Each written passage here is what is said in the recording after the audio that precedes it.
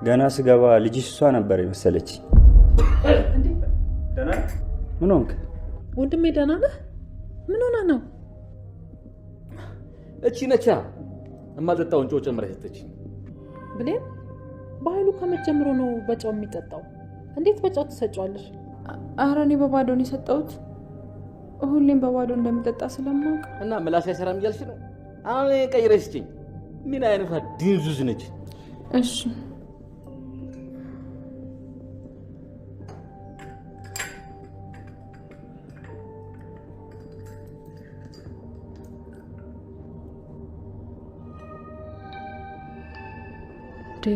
ባዶ እኮ ነው። ምንድን ነው እንደዚህ ያስደነገጠው?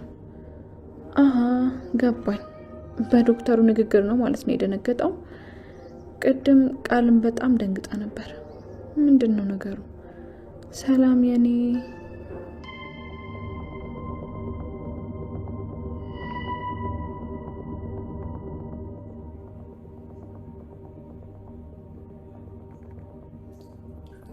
ቆይ ግን ይሄ ነገር የእውነት ቢሆንስ? ማለቴ ዶክተሩ እንዳለው ከቃል ይልቅ እኔ ሰላምን እመስላለሁ። ደግሞ ከቃል ይልቅ ከትዬ ጋር እንቀራረባለን። ምናልባት የእናትና የልጅ ደመ ነፍሳችን አቀራርቦን ይሆናል። አላውቅም። ብሌን ቡናው እኮ እየፈሰሰ ነው። ምን ሆነሻል? ይቅርታ ትዬ። እንደዚህ እኮ ስትንከረፈፍኩ ነው ጨው ሞጅራ ሰጠች።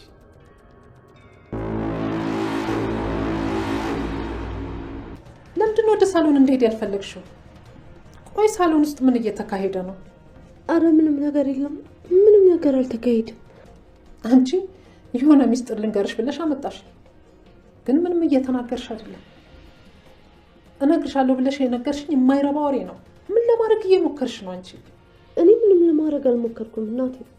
ስንቴ ነው የምናገረው? ከዚህ ምርመራ ውጤት በፊት እናቴ እንዳትይኝ እሺ? ለምዶብኝ እኮ ነው። ቆይ ግን እዚህ ያመጣሽኝ ዶክተሩና በኃይሉን ብቻቸውን ለመተው ብለሽ ነው? ቆይ ግን ከዛ በኋላ ምን ለማድረግ አስባችሁ ነው? ዶክተሩን ለማስፈራራት ነው ወይስ በብር ውጤቱን ለመቀየር አስባችሁ ነው? ተናገር እንጂ ምን ይዘጋሻል? ሰላም ወደ ቻናሌ ቤተሰቦች እንዴት ናችሁልኝ? እንኳን ወደ እኔ ቻናል በሰላም መጣችሁ። ደህና ናችሁ ወይ ውድ ቤተሰቦቼ? እንዲሁም የአደራ ድራማ ተከታታዮች እንዴት ናችሁልኝ? አደራ እንግዲህ በክፍል 44 ላይ ሰላም እንግዲህ አሁንም በአቋሟ እንደጸናች ነች። ነገር ግን አሁንም የዲኤንኤን ምርመራ ለማስቀረትና ለማደናቀፍ አቶ በኃይሉ ብዙ ነገሮችን እየጣረ ይገኛል። እንግዲህ እንዳያችሁት በባለፈው ክፍል ላይ በክፍል 43 ላይ ቃል ዶክተሩን ለማማለል እና ራሷን ላንተ እኔ ራሴን አሳልፌ እሰጣለሁ፣ አንድ ነገር ብቻ አድርግልኝ፣ የወሰድከውን ዲኤንኤን በሌላ ቀይርልኝ በማለት እንግዲህ ዶክተሩን ስታማልለው እያየን ነበረ። ዶክተሩ ግን የዋዛ አይደለም፣ እንግዲህ በጣም ሀቀኛ ሰው ነው ማለት ነው። ነገር ግን አሁን ላይ ነገሮች ትንሽ የሚያስፈሩ እየሆኑ ነው። እንግዲህ ያኔ እሱ ቃልን አንቺ እኔን እንደዚህ ብለሽ አማለሽ ህሊና እንድታደርጊ ነው ወይ? ወንድ ልጅ ነኝ፣ በአንቺ ልማልል እችላለሁ፣ ቆንጆ ነሽ፣ ምናልባት ልመኝሽ እችላለሁኝ። ነገር ግን ለአንቺ ብዬ ለአንቺ ለዚህ ለማይረባ ነገር ብዬ ግን እምነቴን አልክድም በማለት እንግዲህ ታምኜ ነው ይህንን ነገር አደራ የተሰጠኝና ስራዬንና እምነቴን አላጎልም በማለት ቃልን እንደውም አሁን የተናገርሽው ነገር ለሰላም ብነግራት ምን ሊገጥምሽ እንደሚችል ታውቂያለሽ በማለት እንግዲህ አስፈራርቷት ነበረ። ቃልም በነገሩ ተስፋ ቆርጣ ነበረ። ራሴን አስገመትኩኝ ምንም ነገር ላላገኝ ብላ እንግዲህ በዚህ መሀል እንግዲህ በኃይሉ መጥቶ ነበረ። በኃይሉ ዶክተሩን እንዲቆይ ሲገፋፋው ሰላም ይሄ ነገር ምንድን ነው ወንድሜ? ምን አስቦ ነው? ቆይ ምን ተንኮል አስበ ነው ዶክተሩ ወደ ቤቱ እንዳይሄድ በጣም እየገረገርክ ያለው ብላ በውስጧ ወንድሟ የሆነ ተንኮል እንዳሰበ ስለገባት ዶክተሩ በቆየቱ ብዙ አልተመቻትም ነበር። ነገር ግን በኃይሉ በግድ እንደ እህቴ ምን ነካሽ? ከመቼ ጀምሮ ነው እንደዚህ አይነት ሲሆንሽው? እንግዳ ለዛውም ዶክተር ቤታችን መጥቶ እንዴት ነው ምግብ ሳይበላ የሚሄደው ቡና ሳይጠጣ እያለ ዶክተሩ እንዳይሄድ ሲያደርግ ነበረ። ሰላምም ግን ጠርጥራለች። እናም በመጨረሻም እንግዲህ በሚገርም ሁኔታ ዶክተሩ አንድ ነገር ተናገረ። ብሌን ቡና እያፈላች ነበረ። እናም በመሀል እንግዲህ ቃልና ብሌን ወይም ደግሞ ዶክተሩ ሆነው አብረው ቁጭ ብለው እያለ ዶክተሩ በጣም ትኩር ብሎ ብሌን ማየት ይጀምራል። ብሌን ግራ ገባት። ለምንድን ነው የሰውዬ እንደዚህ የሚያየኝ? ቆይ ምንድን ነው? ምን ፈልጎ ነው እያለች ቆይ ስርዓት አይኖረውም እንዴ? ትልቅ ሰው አይደለ እንዴ? እያለች ወደዛ እየዞረ ብላ ስታየው አሁንም አይኑ ከሷ ላይ ነው። በጣም በአትኩረትና በመገረም ነበር የሚያያት። ቃልም ደግሞ በመናደድ እንዴት ከሰራተኛ ጋር ዶክተር ሆኖ ሰራተኛን እንዴት ይመለከታል እያለች ደግሞ ሌላ ነገር ታስባለች። እሷም በመጨረሻም ልጠይቀው እንዴ ለምን እንደሚያየኝ ለምንድን ነው የሚያየኝ እንደዚህ ብላ ግራ ተጋብታ ያለ ግን ዶክተሩ አንድ ነገር ተናገረ። አንቺ ቆይ ግን የሰላም ሰራተኛ ነሽ? ልጇ እኮ ነው የምትመስይው። ቁረጥ ሰላምን እኮ ነው የምትመስይው። ከቃል ይልቅ አንቺ እኮ ነሽ ልጇ የምትመስይው። አንቺን እኮ እንደዚሁ አይቶ እኮ ልጇ እንደሆንሽ ምንም የሚያጠራጥር ነገር የለም። ቁጭ እኮ ሰላምን ነው የምትመስይው እያለ በተደጋጋሚ ብሌን ሰላምን እንደምትመስልና ያለምንም እንትን ምርመራ እንዲሁ የሚታወቅ ማንኛውም ጤናማ አእምሮ ያለው ሰው ሊያውቀው የሚችለው ብሌን የሰላም ልጅ ለመሆኗ ምንም ጥርጥር እንደሌለውና አንቺ ሰላምን ትመስያለሽ፣ ሁሉ ነገርሽ ቁጭ እሷን ነው በማለት እንግዲህ እውነቱን ተናግሯል። ይሄ ንግግሩ ቃልን ስላላስደሰታት ዶክተሩን ስትናገረው ነበረ። አንድ ተራ የቤት ሰራተኛን ማደናነቁን ትተህ ለምን የመጣህበትን አሰራም እያለች ዶክተሩን መናገር ትጀምራለች። ዶክተሩም የተናገርኩት ነገር እውነት ነው፣ ማንኛውም ጤናማ ሰው አይቶ የሚፈርደው ነገር ነው። ብሌን ሰላምን ትመስላለች። እንደውም የመጣው ጊዜ መጀመሪያ ጊዜ ሳይሽ አንቺ ነበርሽ ልጇ የመሰልሽኝ እያለ እንግዲህ ዶክተሩ በተደጋጋሚ ብሌን ሰላምን እንደምትመስልና የሰላም ልጅ ናት ብሎም ሲናገር በድፍረት ነበረ። እንግዲህ ቃልም ነገሩን ለማረሳሳት በጣም ብዙ ነገር እየጣረች ነበር። የዶክተር ሊያጓርደኝ ነው እንዴ? ምንድን ነው ሀሳቡ? እያለች የመጣበትን አርፈ ስራ አትቀባጥር እያለች እንግዲህ እኔ ልጇ ተቀምጬ እንዴት ብትደፍር ነው እሷን ሰላምን ትመስላለች እያልክ የምታወራው ብላ ዶክተሩ ላይ መናገር መጮህ ትጀምራለች። በዚህ መሀል እንግዲህ አንድ ነገር ተፈጠረ። በኃይሉ መጣ። በኃይሉና ሰላም እንዲሁም ዶክተሩ ቁጭ ብለው ቡና እየጠጡ ነበረ። ዶክተሩ እንደለመደው አንድ ነገር መናገር ጀመረ። ብሌንን ትኩር ብሎ አሁንም እያየ ቡናውን እየጠጣ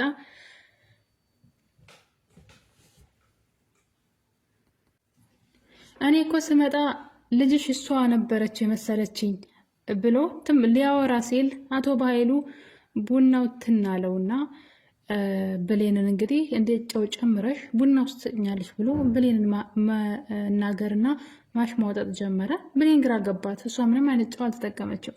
ነገር ግን ብሌን ቡናውን ተቀብላ በማንኪያ ቀመሰችው። ምንም አይነት ጨው አይደለም፣ ምንም ነገር የለውም። እና ስለዚህ የሰውዬ የደነገጠው እኔን ሰላምን ትመስላለች ሰራተኛሽ ስላለ ነው ማለት ነው።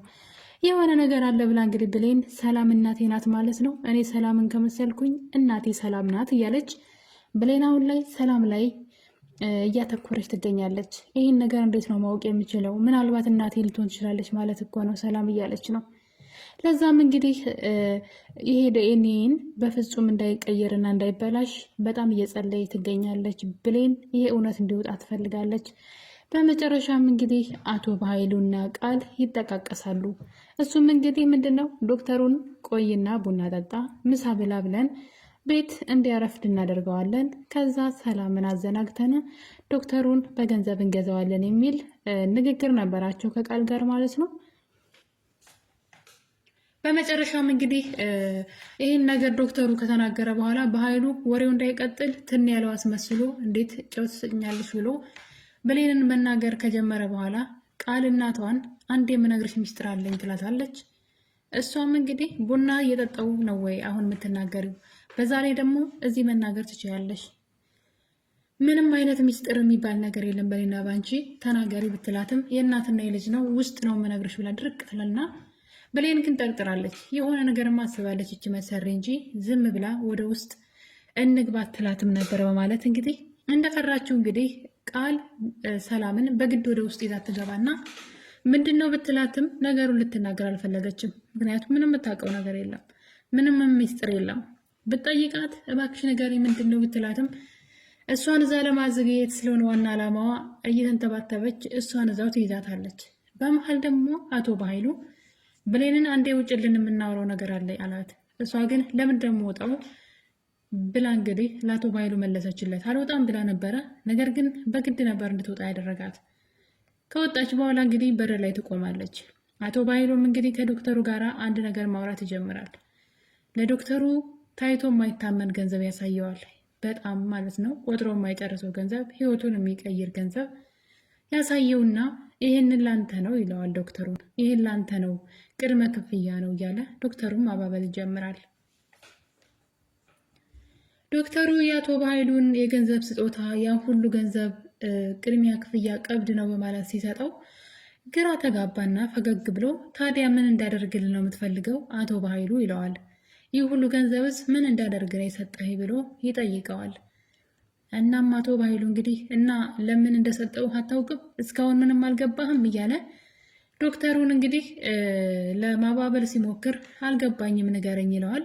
እሱም እንግዲህ ዲኤንኤን እንዲቀይርለትና ከዚህ በላይ እጥፍ ገንዘብ እንደሚሰጠው ሲያባብለው ነበረ። ዶክተሩ ግን በዚህ ሀሳብ በፍጹም እንደማይስማማ እንግዲህ ለአቶ ባይሉ ነግሮታል። በዚህ መሀል እያሉ እንግዲህ ነበረ አንድ ነገር የተፈጠረው። ብሌን ሰላምን ሆን ብለው ከዛ እንዳባረራ ስላወቀች ብሌን የሰላም ስልክ ላይ ትደውል ነበረ። በመጨረሻም እንግዲህ ስልኳ አቶ ባይሉ ጋር ሳሎን ነበር።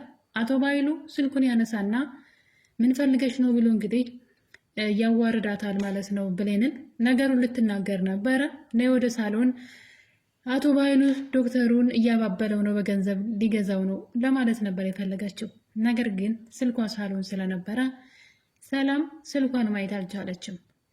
ቃል ደግሞ የምትናገረው ነገር ስለጠፋባት እየተንተባተበች ሰላም ትችሽ ከሚሄድ ተናገሪ፣ ለምንድነው እዚህ ያመጣሽኝ ብላ ስትጠይቃት የምታወራው ስታጣ ሄለን ስራ አግኝታለች፣ ይሄ ልነግርሽ ነው በማለት ሰላምን ማጃጃል ትጀምራለች።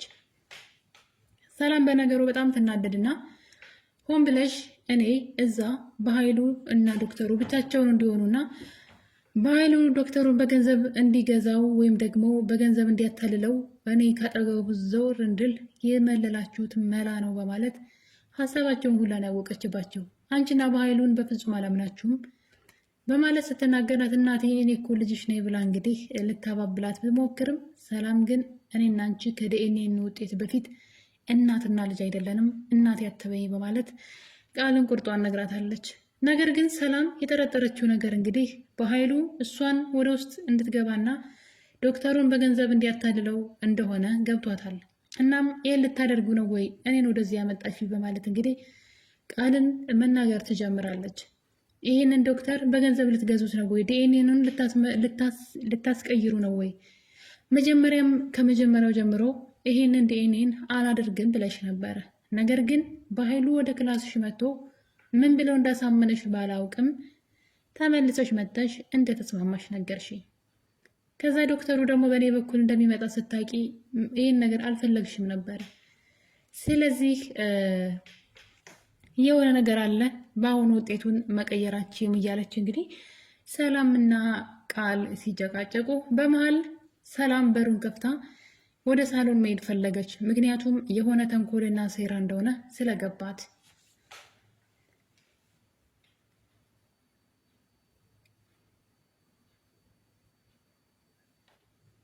በመሀል ግን ቃል አይደለም ቆይ ልንገርሽ በማለት አቶ ባይሉን የወጋው ዳግም ነው በማለት እንግዲህ የማይወራ ሚስጥር አውርታለች። ይሄ ነገር ለባይሉ በጣም ከባድ ነው። ባይሉ ከመጀመሪያውም ዳግም እንደወጋው ያልተናገረው ጥፋቱ የሱ እንደሆነና ለ18 ዓመት ከእናቱ ለይቶት እናቱን ሲያሰቃይበት የኖረ ሰው እንደሆነ ስለሚታወቅበት ነው። ከእናቱ ላይ አይቶት የኖረው ሰው እሱ እንደሆነ ስለሚታወቅበት ይህ ነገር ሰላም እንድታውቅ አልፈለገም። ነገር ግን ቃል የምታወራው ስታጣና ሰላምን ቢዚ ያደርጋለሁ ብላ ያሰበችበትን ነገር እንግዲህ አቶ ባይሉን ዳግም እንደወጋው በጩቤ ይህን ነገርም ደግሞ ብሌንም እንደምታውቅና ነገር ግን ሚስጥር አድርገው እንዳያዙት ሆን ብላ እንደደበቀችለት ትናገራለች። ሰላም እንግዲህ አስቡት፣ ምርመራ እያደረገች እዛ ላይ ትኩረት እንዳታደርግ ማለት ነው። ትኩረቷ እንዲበታተና ያደረገቻት ወንድሟ በሰው እንደተወጋ ለዛውም የራሷ ቤት ውስጥ አከራይታ የምታኖረው ሰው እንደወጋው ስትሰማ ከምርመራው ይልቅ ወደዛ ሀሳቧ እንዲሄድና እነሱ ምርመራውን እንደፈለጉ እንዲያደርጉት ነው የሚያደርገው። ነገር ግን በኃይሉ የነገር ሚስጥሩ እንዲወጣ በፍጹም አይፈልግም ነበር። ቃል ግን ምን እንዳደረገች ተመልከቱ። ይህን ሚስጥር አወጣች ማለት ሰላም ዳግመን ቤት የለቀ ውጣ ስትለው እና በኃይሉን ለምን እንደከሰሰው ስትጠየቅ መልሶ ችግሩ በኃይሉ እንደሚያስጠይቅ ግልጽ ነው። ስለዚህ በኃይሉን መጥፎ ወጥመድ ውስጥ ነው የከተተችው ቃል ማለት ነው። ሰላምም እንግዲህ በዚህ ነገር በጣም ተናዳለች። ዛሬውኑ ከቤት ያባረረዋለሁ፣ እሷንም እንደዛው እያለች ትገኛለች። ነገር ግን በማን የሚብስ ይመስላችኋል? ነገሩ የበኃይሉ ዳግምን አሳስረዋለሁ፣ ወንጀል ሰርቷል፣ ሰው የመግደል ሙከራ አድርጓል እያለች ነውና በሚገርም ሁኔታ ግን ሰላም ይሄን የመናገር ሞራሉን ራሱ ከየት እንዳመጣቸው አላውቅም። ምክንያቱም እሷ የብሌንን እናት አልማዝን ገላ ቀብራለች። ይሄ እሷ የምታውቀው እውነት ነው። ሴትዋ በህይወት እንኳ ብትኖር እስካሁን ድረስ በህይወት እንዳለች ማንም ሰው አልነገራትም። አቶ በኃይሉም ሆኑ ቃል እንዲሁም ደግሞ ሳሚ ይሄን ጉዳይ ያውቃል። እነሱ እስካሁን ድረስ አልነገሯትም። እሷ የምታውቀው አልማዝ እንደሞተች ነው። ታዲያ እሷ የሰውን ሰው ያክል ገላ ቀብራ ከእሷ በላይ ወንጀለኛ ኑሮ ወንድሜን በጩቤ ወጋው ዳግም ነው አሳስረዋለሁ ስትል በጣም ነው የምታስቀውና እርግጠኛ ነኝ ሆን ብላ ሊሆን ይችላል እንጂ ከልቧ አይመስለኝም። ምክንያቱም አቶ በኃይሉና ቃል ሆን ብለው ሀሳቧን ሊሰርቁ ይህን ነገር እንደተናገሩ ስለምታስብ ትኩረቷ አሁን ላይ ዲኤንኤኑ ላይ ብቻ እና ብቻ ነው። እንግዲህ ቃል ይህን ነገር ካወራች በኋላ ዛሬውኑ ዳግምን አሳስረዋለሁ ስትል ቃል ማልቀስ ጀመረች። እሱን ካሳሰርሽው ራሴን አጠፋለሁ እናቴ ብላ የሰላምን አንጀት ለመብላት ብትሞክርም ሰላም ግን እኔና አንቺ እናትና ልጅ አይደለንም፣ እናቴ አትበይኝ፣ ከዲኤንኤ ምርመራ በኋላ ነው ብላ እንግዲህ እኔ ሰላም ከየት እንዳመጣችው ይህን ቆራጥነት አላውቅም። በትንሽ ነገር ነበር የሚሸውዷት። በአሁኑ ግን እንኳን ሊሸውዷት ቀርቶ እራሳቸው በሚያመጡት ነገር እየተጠቀመችባቸው ትገኛለችና እስከ መጨረሻው እንደዚህ ከሄደ የብሌንም እውነት ይወጣል። ሰላምም ደግሞ ልጇ ያልሆነችን ልጅ ቤቷ ውስጥ የመያዝ ግዴታ የለባትም። በዛ ላይ ቃል ይህ ነገር ከታወቀ እስር ቤት ነው የምትገባው። የሰው ህይወት ቀምታለች፣ የሰው ንብረት ሰርቃለች። የሰውን ህይወት ነው የነጠቀችው። የብሌንን የሰላምን የልጇን ህይወት ነጥቃ ሰው ቤት ስርቆት ነው የኖረችውና በጣም ነው የሚያስቀጣት። መጨረሻዋ እስር ቤት መሆኑ የማይቀር ነው፣ ለጊዜው ነው እንጂ። ነገር ግን አሁን እንግዲህ በኃይሉ እንደምንም ብዬ ምርመራ ማስቀረት አለብኝ እያለ ነው። ዶክተሩ ስራውን ጨርሶ ከቤት ወጥቶ ሄዷል። ነገር ግን በኃይሉ ከዛ ቀድሞ ወጥቷል። ከባህሉ ፎክሮበት ነው የወጣው። በኃይሉ ገንዘቡን ልስጥ ሲለው አልፈልግም፣ በገንዘብ የምትገዛኝ ሰው አይደለሁም ብሎት ነበረ። ታዲያ አቶ በኃይሉ ዝም ብሎ የሚያዩ ይመስላችኋል? መንገድ ላይ ዶክተሩ እንዳያጠቃው በጣም እየፈራሁ ነው። እናንተስ ምን ትላላችሁ? አደራ ድራማ ክፍል 44 ላይ የተደበቁ ለዘመናት ተደብቆ የነበሩ ሚስጥሮች ሁሉ የሚወጡበት ጊዜ የደረሰ ይመስለኛል። ይዘገያል እንጂ እውነት መቼም ቢሆን ተሸፋፍኖ እንደማይቀር እንግዲህ በዚህ ማወቅ ይቻላል። ብሌንም እናቷን የማግኘት እድሏ ሰፊ እየሆነ መጥቷል። ውድ ቤተሰቦቼ አደራ ክፍል 44 የዛሬው ትረካችን ይህን ይመስል ነበረ። በሌላ በአዲስ በክፍል 45 እስከምንገናኝ ድረስ ለቤት አዲስ ከሆናችሁ ሰብስክራይብ እያደረጋችሁ ቤተሰብ እየሆናችሁ ጠብቁና በሌላ በአዲስ በቆንጆ ቪዲዮ እንመለሳለን። የዛሬን አበቃን። ባይ ባይ።